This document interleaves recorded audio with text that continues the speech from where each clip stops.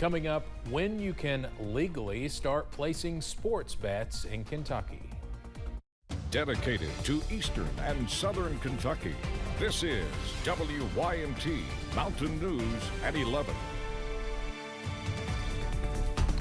Good evening, I'm Steve Hensley. In 2 months, Kentuckians will be able to place bets on sports games in the Commonwealth.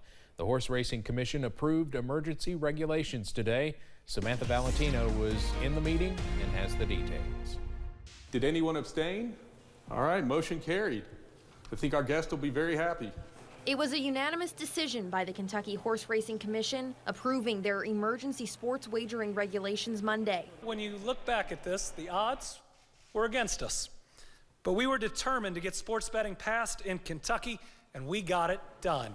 House Bill 551 allows Kentucky's 9 horse racing tracks to open retail sports betting lounges. They're each allowed to host 3 online sports books as well. Online sports books will launch September 28th. Retail sports books will launch September 7th. That's just in time for the NFL season. And I'll be proud to make that first bet. Now, I'll be really interested in who Morehead State University is playing the next weekend. The Sports Wagering Act gives the Horse Racing Commission complete authority to oversee sports wagering in the Commonwealth, including inspecting and enforcing compliance. Our commitment to ensuring that underage individuals are prohibited from placing or cashing sports wagering tickets remains unflinching.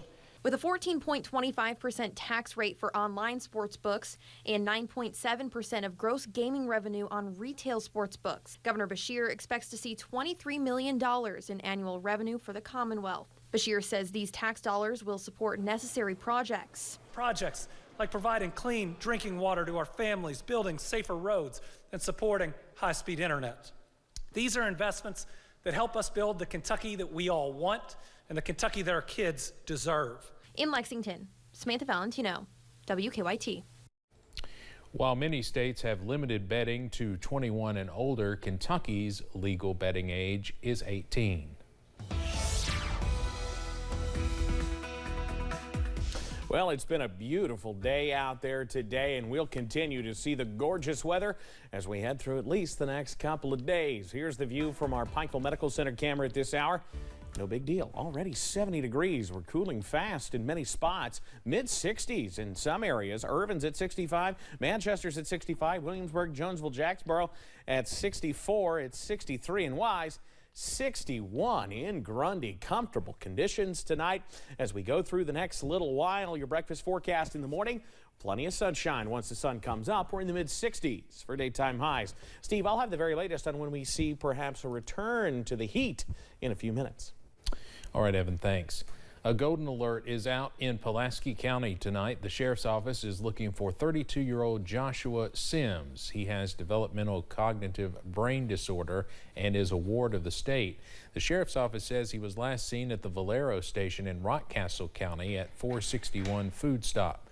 He was last seen wearing a white sleeveless t-shirt, khaki cargo shorts, and a black cap. Authorities say he is a danger to himself and others, particularly children. If you have any information about his whereabouts, you're asked to call state police. When the K-9 deputy in Martin County is working the streets, his vehicle is not equipped to transport anyone he may have to arrest. And an issue Thursday night brought a county partnership into question, sending the sheriff to Facebook to share his worries. WYMT's Buddy Forbes has more. Transport troubles in Martin County have officials looking for mediation. It's never been a problem over the years. The first 8 years in office, they would come to us if they had to. Sheriff John Kirk says the county's transportation workers recently began refusing to pick up arrested individuals on the scene. None of them signed up for that. None of them signed up to be a deputy. Jailer Bill Priest says a growing concern for on-scene safety has forced his hand, and his workers will not put themselves in the shoes they never agreed to fill, saying they are meant to transport from the courthouse to the jail. We're not trained, we're not equipped, we're just, my people's safety is my #1 priority. But Kirk says that just comes with the job, and the citizens of the county deserve to know they are taken care of with the taxes they pay. Ambulance drivers take a risk, social workers take a risk. They go onto the scenes with my deputy. They go remove children from homes.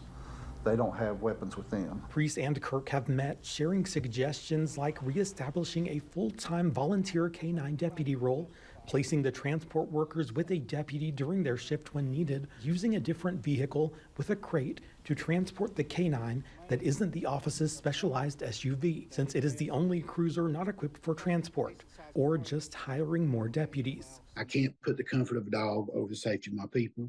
But Kirk has not been able to fill his already open deputy positions, working with only 2 paid deputies. And he believes more money or medical insurance would be enough to entice applicants. Give it to the sheriff's office, we'll hire more deputies, we'll have more deputies on the street, and we'll transport our own.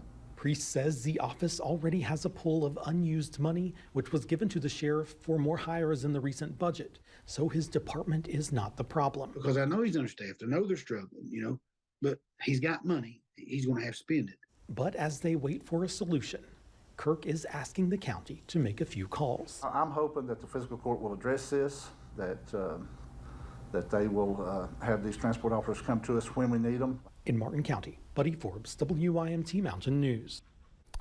Both men say it is a difference of opinion on running their departments, and they have nothing but love for the other. But something needs to be done to rectify the issue. Judge Executive Lon Lafferty says the fiscal court may decide to intervene, but he is hopeful that the agencies can find the solution.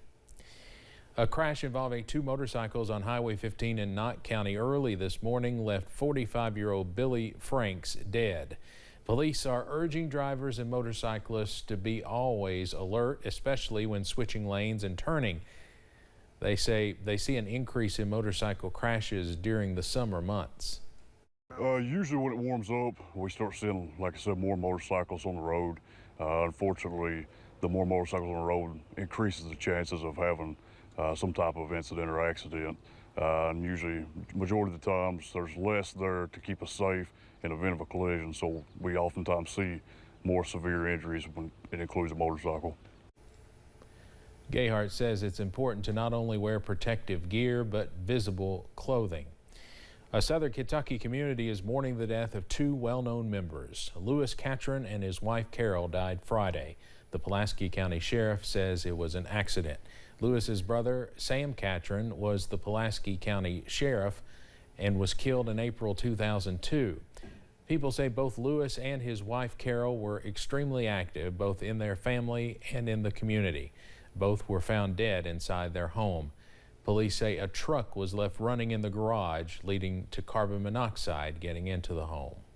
They were just all American. I mean, they were involved with their church, they supported their church, they were involved in the community, and they just didn't talk it. I mean, they lived it. Funeral services are set for 1 p.m. Thursday at Beacon Hill Baptist Church. A public visitation will be held at 5 p.m. Wednesday, also at the church. UK Healthcare is temporarily pausing its lung transplant program. Hillary Brown with UK says the pause will happen in August. It's the result of the lung transplant surgical director accepting a leadership position at another institution. The pause will impact about 75 transplant patients. Republican nominee for governor Daniel Cameron has now decided he will not attend a conservative rally in northern Kentucky hosted by a former primary rival for the nomination, Eric Dieters. Cameron had indicated previously he would attend the September 9th event on Dieters' farm in northern Kentucky, but Dieters has also said he is likely to challenge Congressman Thomas Massie next year, and Massie has been sharply critical of Dieters and revealed controversial comments Dieters has made. Cameron's campaign now tells the Herald Leader that the Republican nominee will be campaigning in another part of the state that day and will not be at the Freedom Fest. Cameron's campaign says he will not campaign, or he will campaign in northern Kentucky at other times. Some people living in Madison County say they are feeling relief after the destruction of chemical weapons at the Bluegrass Army Depot. Officials finished the destruction of 30,000 tons of weapons on Friday. The chemical weapons have been stored in Kentucky since the 1940s.